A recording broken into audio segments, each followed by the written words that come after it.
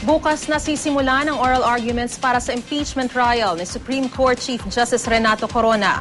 Matapos ang pagpipresenta ng mga ebidensya at testigo, kapwa handa na ang prosekusyon at depensa para sa huling yugto ng pagdinig. Balitang hatid ni Trisha Zafra. Nandiyan din po. Busy ang depensa at prosekusyon ngayong weekend. Naghahanda para sa huli nilang paghaharap sa kanilang oral argument sa Lunes. Sa pagkaabala sa schedule, na-late sa isang forum si defense spokesperson Attorney Rico Paulo Quicho. Ang prosekusyon naman, sa telepono lang mahagila.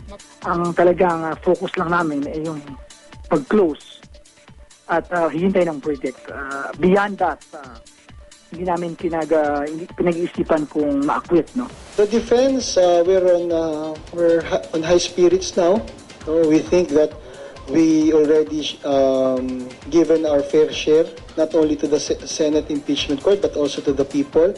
This is our battle and we will win this one.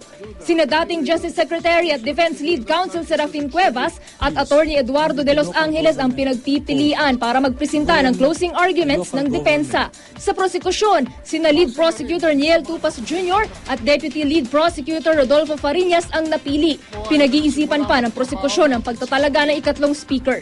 Sentro ng closing arguments ng prosecution ng Article 2, kung saan nilabag umano ni Chief Justice Renato Corona ang konstitusyon nang di nito inihayag ang lahat ng kanyang ari-arian sa kanyang Statement of Assets, Liabilities, and Net Worth o SALN.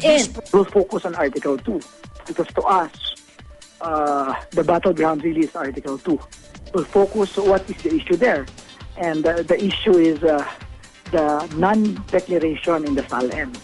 Yung Article 2, which is failure to disclose, for us, it is not an impeachable offense.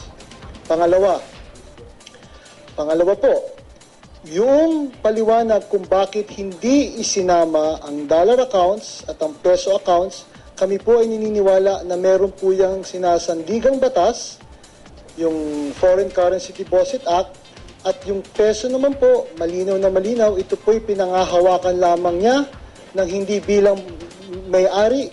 Nagsumiti na si Corona ng unconditional waiver sa impeachment court para mabuksan ang kanyang bank account. Pero sinabi ng prosekusyon na di na raw ito mapapakinabangan dahil lalo lang daw magtatagal ang pagdinig.